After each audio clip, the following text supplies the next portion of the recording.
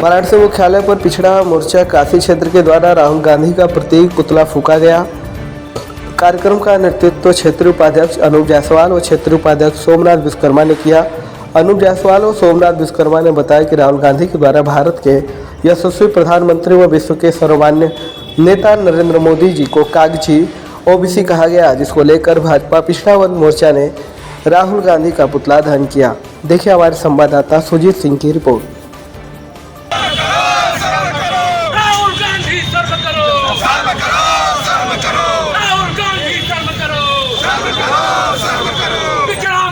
जिंदाबाद जिंदाबाद जिंदाबाद राहुल गांधी शर्म करो शर्म करो पिछड़ा मोर्चा जिंदाबाद जिंदाबाद जिंदाबाद राहुल गांधी जिंदाबाद जिंदाबाद जनता पार्टी जिंदाबाद जिंदाबाद मोर्चे में मोर्चा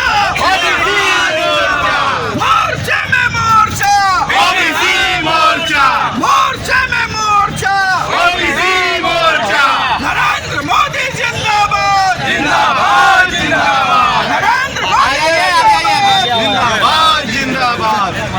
नेता जो है युवराज कहे जाते हैं, उनका पुतला फूका है क्योंकि उन्होंने माननीय मोदी जी को कागजी ओबीसी कहा है। हमारे नेता के ऊपर कटाक्ष करना उनकी नियति बराबर ये दुस्साहस करते रहते हैं और बाद में जब उसके ऊपर कोर्ट से कार्रवाई होती है तो जाके कोर्ट में माफ़ी मांगते हैं। कभी चौकीदार चोर कहते हैं, कभी मौत का सौदागर कहते हैं, तो जबकि उसके लिए जा करके कोर्ट में फिर माफ़ी भी मांगनी पड़ती है उनको।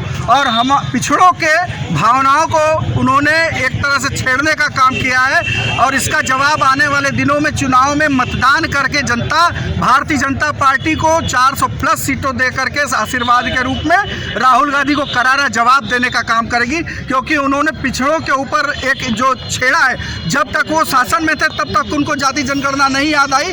आज शासन में नहीं है तो उनको कागजी ओबीसी दिखाई देता है। ओबीसी के लिए हक में कभी कोई काम करने का काम नहीं किया। कर्पूरी ठाकुर जी को भारत रत्न मिला और भाजपा देती है, लेकिन उसी कर्पूरी ठाकुर जी को विपक्ष का दर्जा देने में कांग्रेस पार्टी के कभी विरोध करने का काम करती है। इस तरह अनेकों काम, चाहे बाबा साहब अम्बेडकर का भी विरोध कांग्रेस पार्टी ने किया है। पिछड़ों और दलितों का हमेशा विरोध करने वाली पार्टी का हम भारतीय जनता पार्टी ओबीसी मोर्चा के लोग पूरे देश में विरोध करके ये जता दे रहे हैं कि आगे आने वाले दिनों में कोई भी पिछड़ा उनके साथ कहीं खड़ा होने के लिए तैयार नहीं रहेगा। कर्पूरी ठाकुर की बात की है, लेकिन कर्पूरी ठाकुर पे ये नहीं लग रहा है कि आप ये अवार्ड देकर आप राजनीति कर रहे हैं? नहीं, क्यों?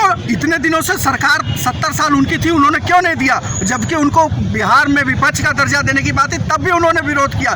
तो उनके चरित्र को भी देश देख रहा है और हमारे काम को भी देश देख रहा है कि जब हम शासन में आए तो उनको भारत रत्न दे करके सम्मानित करने का काम कर रहे हैं। उन्हें यही भारतीय जनता पार्टी और आरएसएस ने उन्हें गाली भी दिया और तमाम तरह के आरोप। ये आपकी जानकारी हो सकती है कि कहाँ उनको गाली दिया। हमने हमेशा पिछड़ों को सिर आंखों पर बैठाया है और ये देश देख रहा है कि भारत रत्न जो इस देश का सबसे बड़ा आरक्षण की जब लड़ाई लड़ रहे थे तो बहुत सारी बातें कही गई थी। ये आपकी जानकारी होगी। आरक्षण का समर्थन भारतीय जनता पार्टी हमेशा करती आ रही है। पिछड़ों आयोग को दर्जा दे करके आज पिछड़े को हमारे के लक्ष्मण जी राज्यसभा भेजने का काम करती है। हमारे प्रदेश अध्यक्ष नरेंद्र कश्यप जी हैं, उनको बिना चुनाव लड़े मंत्री बनाती है। विधान ओबीसी की बात करते हैं, जाति जनगणना होगा कि नहीं? भारतीय जनता पार्टी कराई कि नहीं? भारतीय जनता पार्टी पिछड़ों के लिए काम करती है, किसी जनगणना में नहीं। काम करके उनके घर तक अनाज, घर उनके लिए हर घर जल नल देके सिलेंडर दे करके उनके जीवन को सरल सुगम बनाती है।